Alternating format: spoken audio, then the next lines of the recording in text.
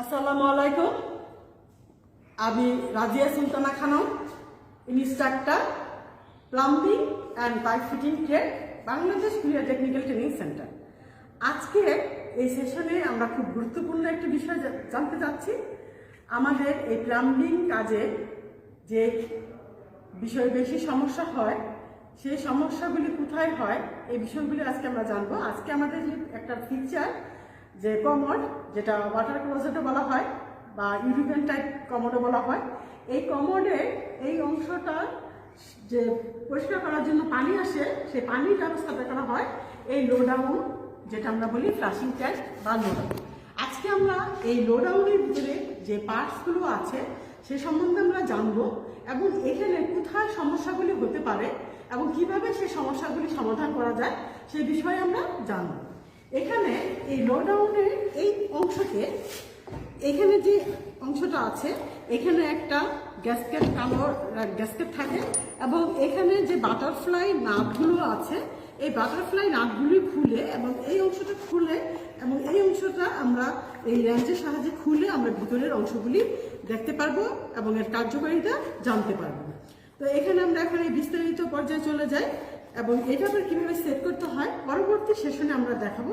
কিন্তু আজকে আমরা শুধু এই লো ডাউন ক্লাসিক সিস্টেমটা নিয়ে আলোচনা করব। তাহলে আমরা মূল সেশনে চলে যাচ্ছি। সকালে একটু মনোযোগ দিয়ে দেখলেই এখান থেকে ছোটোখাটো বাসায় যে প্রবলেমগুলি হয় সেটা কিন্তু সমাধান করা যাবে। তো ঠিক আছে, আমরা শুরু করি।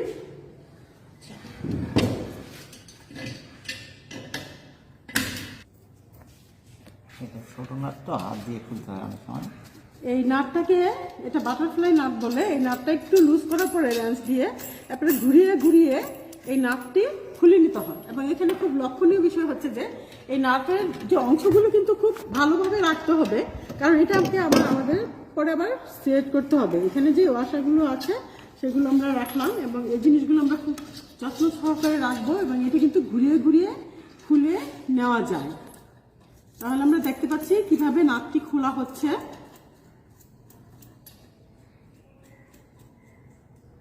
এখানে সাধারণত দুটি নাট আছে, আমরা একইভাবে দুটি নাট খুলে নেব।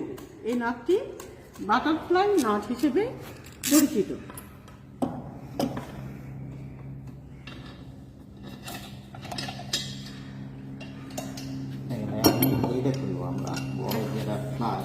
এখন আমরা এই যে ফ্লাশের যে নাটটা আছে এই অংশটি খুলে নিব। এই অংশটি খোলার জন্য আমাদের মাঙ্কি রেঞ্জ ইউজ করা যায়, অথবা ছোট পাইপ রেঞ্জ হলে ভালো হয় এবং মাঙ্কি রেঞ্জ হলে ভালো হয়। পাইপ রেঞ্জের মাধ্যমে আমরা অংশটি, ফ্লাশের যে অংশটি আছে এই অংশটি খুলে নিচ্ছি।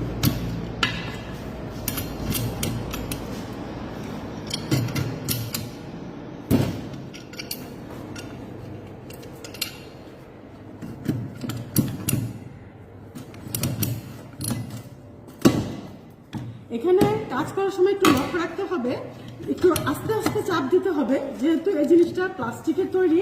অনেক সময় বেশি চাপ দিলে কিন্তু এই অংশটি ভেঙে যাওয়ার সম্ভাবনা থাকে। তার জন্য এই অংশটি কিন্তু যখন আমরা কাজ করব খুব সাবধানতা অবলম্বন করতে হবে। আস্তে করে আমাদের এটা যখন একটু লুজ হয়ে যাবে তখন কিন্তু আমরা ইজিলি কিন্তু হাত দিয়ে ঘুরিয়ে এই ফ্লাশের অংশটুকু খুলে নেওয়া যাচ্ছে। এখানে আর তেমন কোনো সমস্যা হচ্ছে না। তখন আমাদেরকে এই বিষয়টাই লক্ষ্য রাখতে হবে যে এখানে পাইপ রেঞ্জের মাধ্যমে খুব বেশি জোরে চাপ দেওয়া যাবে না, তাহলে এটা এই প্লাস্টিকের তৈরি এটা ভেঙে যেতে পারে।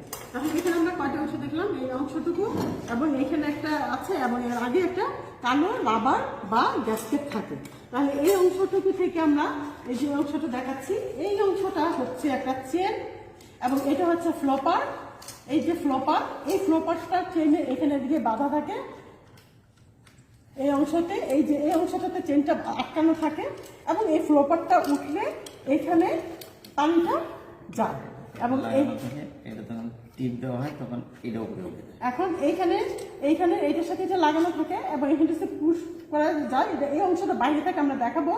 এবং এই যে ফ্লোপারটা এই চেনের মধ্যে যখন এটা পুশ করা হয় তখন কিন্তু ফ্লোপারটা উপরে উঠে এবং ফ্লোপারটা উপরে উঠলে এখানে যে টাঙ্কিতে যে পানিটা থাকে সেই পানিটা এই ফ্লাশের এই অংশটা দিয়ে পাস করে এবং এখানে ময়লাটা, এই কমোডের ময়লাটা পরিষ্কার হয়ে যায়।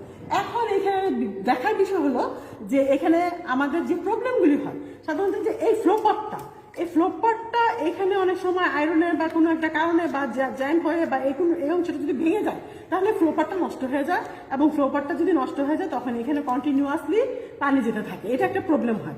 আর একটা প্রবলেম হয় কি, এই যে চেনটা আছে, চেনটা ছিঁড়ে যায় বা খুলে যায়। যখন এই চেনটা খুলে যায় বা ছিঁড়ে যায় তখন কিন্তু এই অংশটাতে চাপ দিলে কিন্তু আর এখানে ফ্লাশিংটা ঠিকভাবে কাজ করে না। এইটা কিন্তু এই ফ্লাশিং ট্যাঙ্ক বা লোডাউনের সবচেয়ে বড় একটা সমস্যা হয়। তো এই জিনিসটা আমরা অনেক সময় যেটা অ্যাসবিল থাকে অনেক সময় রিপ্লেস করে দিতে হয়, আবার অনেক সময় এগুলি পার্টস অনুযায়ী কিনতে পাওয়া যায়, তখন এই অংশটা এনেও রিপেয়ারিং কাজটা করা যায়। তাহলে এই বিষয়গুলি কিন্তু ভালোভাবে বুঝতে হবে এবং জানতে হবে। তাহলে আমরা একটু আগে যে পরবর্তী পর্যায়ে কি করা যায়। এই পিনটা ভাঙিয়ে যায় অনেক সময়, এই যে এটা উঠানামাতে এই পিন ভাঙিয়ে যায়, এটা একটু সতর্ক থাকতে হয়। তাহলে আমরা দেখি, এটা আমি আবার একটু বলছি, একটু মনোযোগ দিয়ে শুনতে হবে। এখানে যে ফ্লাশিং ট্যাঙ্কের যে পানিটা যে প্রবাহিত হয়ে কমোডের যে ময়লা পরিষ্কার করে, সেখানে এই যে ফ্লোপারটা, আমি আবার একটু ভালো করে বলছি, এই অংশটা হচ্ছে ফ্লোপার। এই ফ্লোপারের এই অংশ যদি ভেঙে যায় বা কোনো কারণে যদি জ্যাম হয়ে যায় তাহলে ফ্লোপারটা ঠিকভাবে কাজ করে না। এটা দুইটা হতে পারে, একটা হচ্ছে ফ্লোপারের জ্যাম লেগে এটা একবারে লেগে যেতে পারে, এই ফ্লোপারটা উঠলো না, তখন হবে যে ফ্লাশিং হবে না, পানি বের হবে না। আরেকটা হতে পারে যে এই ফ্লোপারটা নষ্ট হয়ে উঠে আসে বা ঠিকভাবে রাখতেছে না, তখন কিন্তু কন্টিনিউয়াসলি একটা পানি পড়তেই থাকে, এইটা একটা সমস্যা। আরেকটা হচ্ছে যে কি, এই চেনটা যে আছে, এই চেনটা যে এখানে আটকানো থাকে, এই চেনটা ছিঁড়ে যেতে পারে। আরেকটা হচ্ছে কি, এই হ্যান্ডেলটাই এই পিনটা নষ্ট হয়ে ভেঙে যেতে পারে। তাহলে এই অংশটুকুর মধ্যে কিন্তু এই বিষয়গুলি, সমস্যাগুলি হতে পারে। ঠিক আছে, আমরা আবার একটু দেখি। আরেকটা জিনিস হচ্ছে কল, আমাদের কালেকশন পাইপ দিয়ে যে কলে পানি ঢোকে, কলটা নষ্ট হয়ে যায়। এখন এখানে যে অংশটা দেখা যাচ্ছে, এই অংশটা কিন্তু ওই মেন সাপ্লাই ওয়াটার লাইন থেকে অ্যাঙ্গেল স্টপ ককের মাধ্যমে এই লিড পাইপ, এই লিড পাইপের অ্যাঙ্গেল স্টপ কক থেকে এই লিড পাইপের যেটা হচ্ছে অ্যাঙ্গেল স্টপ কক, আমি আগে পরিচয় করে দিই, তারপরে আমরা আবার একটু সেট করে দেখবো। এই অ্যাঙ্গেল স্টপ ককটা মেন ওয়াটার সাপ্লাইয়ের মধ্যে কানেকশন থাকে, এবং এই লিড পাইপ, এটা হচ্ছে লিড পাইপ, এই লিড পাইপের সাথে এটা সংযোগ করে এই যে এখানে ওয়াটার সাপ্লাইয়ের জন্য এই অংশটা এইখানে কানেকশন থাকে, এইখান থেকে কিন্তু সরবরাহ লাইন থেকে পানি যায়। এখন এইখানে যে প্রবলেমটা হয় অনেক সময়, এই অ্যাঙ্গেল স্টপ ককটা ভেঙে যায় বা লুজ হয়ে যায় বা ওয়াশার নষ্ট হয়ে গেলে এদিক দিয়ে পানিটা লিক করে। আরেকটা হচ্ছে অনেক সময় এই লিক পাইপের এই যে এখানে ওয়াশারগুলো আছে, এইখানে কিন্তু লুজ হয়ে গেলে বা ওয়াশার হয়ে গেলে কিন্তু এইখানেও পানিটা লিক করতে পারে। আরেকটা হচ্ছে এই পুশ শাওয়ার, এই পুশ শাওয়ারটাও একটা অ্যাঙ্গেল স্টপ ককের সাহায্যে সংযুক্ত থাকে, এবং এখানে ওয়াটার সাপ্লাই সরবরাহ লাইনে থাকে, এবং এই পুশ শাওয়ারের হ্যান্ডেলটার মধ্যে প্রবলেম হতে পারে, আবার এখানে যে কানেকশন থাকে এখানে কিন্তু সমস্যা হতে পারে। তাহলে মোটামুটি কমোডের কিন্তু এই জায়গাগুলি আমাদের সমস্যাগুলি হয়। এখন আমরা একটু বিস্তারিত জেনে নিই কিভাবে খুলতে হয় এবং এটা কিভাবে সেট করতে হয়। আমরা কলটা খুলবো, কলটা যে কল আমাদের কাজে লাগতেছে,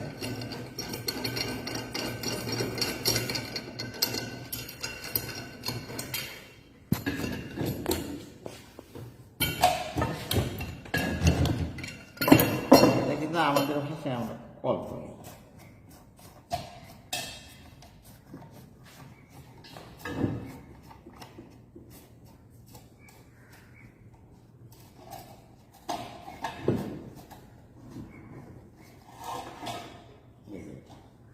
এটা যখন এই দিক দিয়ে পানি আসে না, তখন এটা উপরে উঠতে থাকে, এটা উঠতে থাকে।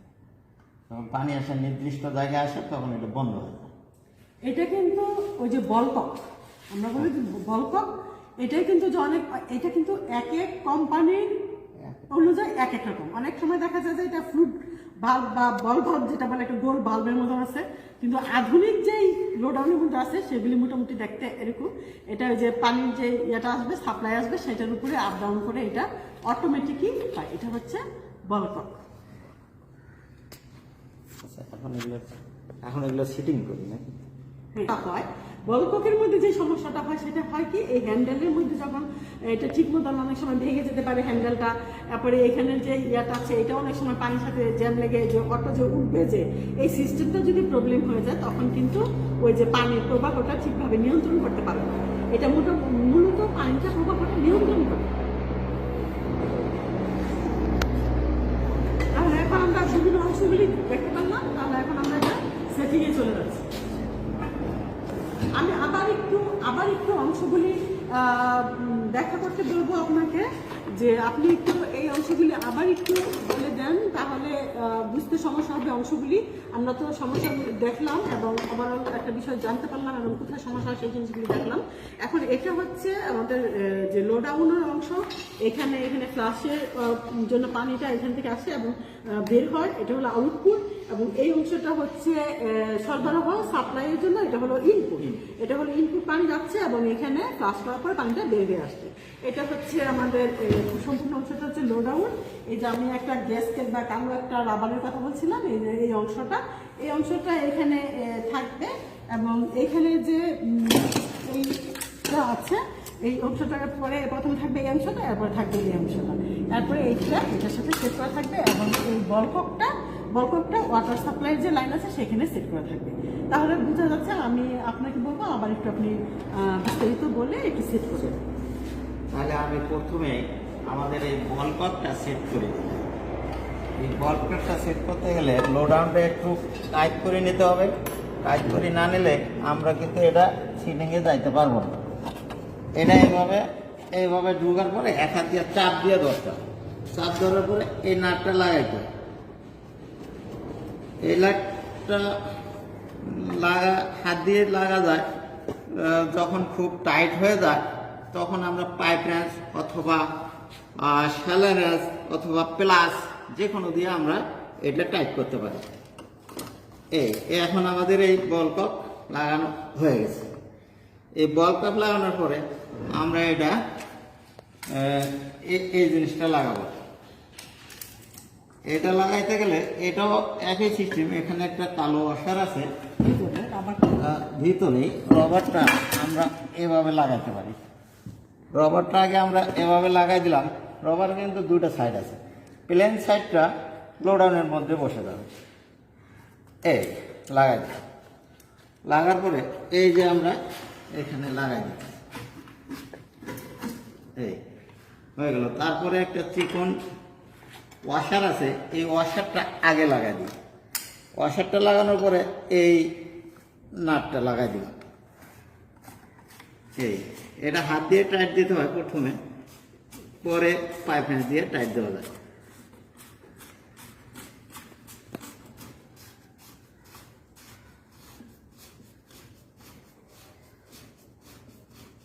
এখন টাইটে এসে গেছে। এখন আমরা শ্যালো দিয়ে ভালোভাবে লাগাই।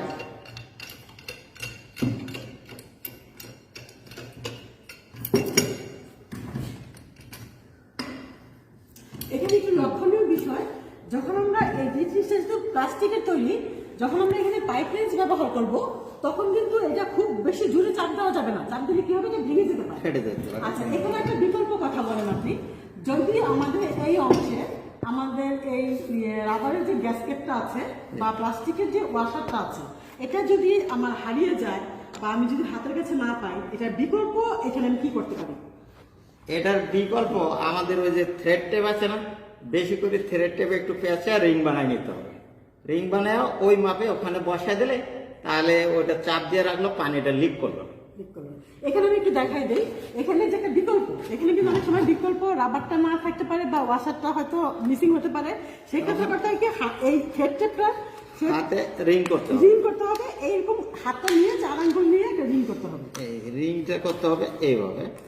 আপনার এইভাবে নিয়ে দেখা গেল রবারের মাপে এইভাবে নিতে হবে। আঙ্গুলে একটু ফাঁক রাখতে হবে যাতে আমার এইভাবে এই সাইজে নিয়ে দেখা গেল যে আমি আঙ্গুলটা চাপ দিলাম, ওয়াশারটা বার গেল। তারপরে আবার একটু হালকা পেঁচ দিলে তখন ওই ওয়াশারের মতো হয়ে গেল। তাহলে এটা বিকল্প, তাহলে বিকল্প, এটা হলো বিকল্প ওয়াশারের কাজ করবে, তখন আর লিকটা হবে। এখানে আমি একটু বলে রাখি, এই যে এই অংশটা কিন্তু অনেক সময় পানি লিক করে। এটার মূল কারণ হলে এই ওয়াশারটা ভালোভাবে না থাকাতে বা সেট না হওয়াতে। তখনও কিন্তু এইভাবে একটু থ্রেড দিয়ে কিন্তু আমি এখানে লিকটা প্রুফ বন্ধ করে করতে দিতে পারি। তাহলে এটা কিন্তু একটা গুরুত্বপূর্ণ বিষয়। এটা হয়ে গেছে। এখন আমাদের এই যে অ্যাঙ্গেল স্টক কক থেকে আমরা কালেকশন পাইপটা এখানে লাগাই দেব। এখানে কিন্তু ঠিক মতো লাগাইতে হবে। এই যে এটা লাগাই দেব। অ্যাঙ্গেল স্টক ককটা তো কলের ভিতরে সিটিং থাকে, এটা এখানে থাকবে। তখন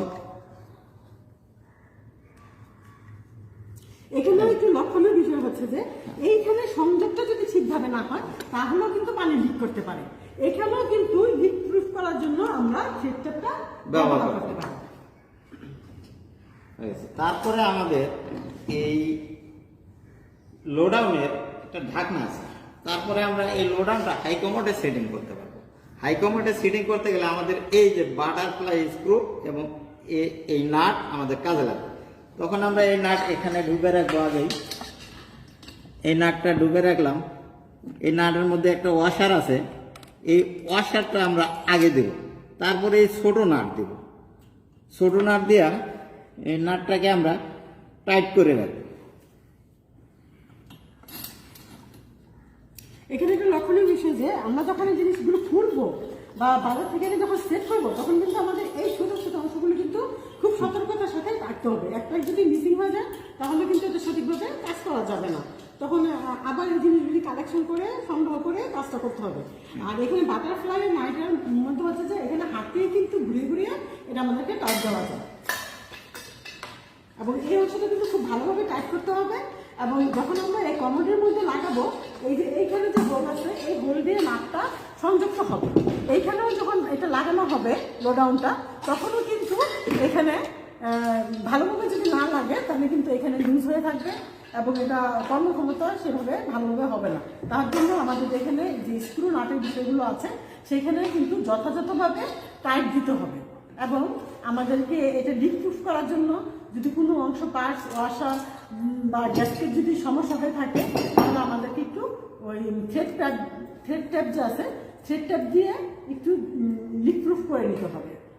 মূলত এই কমোডের যে প্রবলেমগুলি হয় সেটা বিস্তারিত এখানে আলোচনা করা হলো এবং কিভাবে এটা সেট করা হচ্ছে সেই বিষয়টাও এখানে আজকের এই সেশন থেকে আমরা জানতে পারলাম। আগামীতে আমরা এই একটা কমোড কিভাবে সম্পূর্ণটা সেট করা যায় সেই জিনিসগুলো আমরা আরও বিস্তারিত জানবো। তবে প্লাম্বিং প্রফেশনে আমাদের যে ইনস্টলেশন কাজগুলো হয় এছাড়াও কিন্তু এই সার্ভিসিংয়ের কাজেরও কিন্তু খুব বড় সুযোগ আছে, কারণ এই ধরনের প্রবলেমগুলি কিন্তু হয়। তো এই ধরনের কমোডের যে মেজর সমস্যাগুলি এবং সবসময় যে সমস্যাগুলি হয় সেই সমস্যাগুলি বিস্তারিত এখানে আমরা আলোচনা করলাম। এতটুকু কাজ শিখতে পারলেও কিন্তু এই কমোডের সার্ভিসিংগুলি করা যাবে। এটা আমাদের নিজেদের বাসায়ও অনেক সময় প্রবলেমগুলি আমরা নিজেরা সলভ করতে পারবো, অথবা আমরা এটা কাউকে সার্ভিসও দিতে পারবো। সার্ভিসিং কাজেও কিন্তু ভালো টাকা আর্ন করা যাবে, উপার্জন করা যাবে এবং এটা কি চলমান, এই প্রক্রিয়াটা হলো চলমান, এটা থেমে যাবে না বা শেষ হয়ে যাবে না। তাহলে আমাদের এই সার্ভিসিংয়ের কাজগুলো ভালোভাবে শিখতে হবে। তো ঠিক আছে, তাহলে আমরা এখানে আজকে এই জিনিসগুলো দেখলাম। সবার জন্য শুভকামনা রইল। আগামী সেশনগুলিও দেখার জন্য, অংশগ্রহণ করার জন্য সবাইকে আমন্ত্রণ জানানো হলো। এবং এখানে এই অংশটুকু লাস্ট ফিনিশিংয়ে এই যে এখানে যে পুশ বাটনটা আছে এই অংশটা এখানে দিতে হয়। তো আজকে আমাদের এই ফ্লাশিং ট্যাঙ্ক বা লো ডাউন সম্বন্ধে আমরা যে প্রবলেমগুলি হতে পারে এবং এটা কীভাবে কানেকশন করতে হয় সে বিষয়ে বিস্তারিত জানলাম। সকলকে ধন্যবাদ আগামী সেশনে আমাদের সাথে থাকার জন্য। সবাইকে আমন্ত্রণ এবং আজকের সেশন থেকে আমরা এখনই বিদায় নিচ্ছি। সবাইকে ধন্যবাদ। সবাই সুস্থতা কামনা করে। আল্লাহ হাফিজ।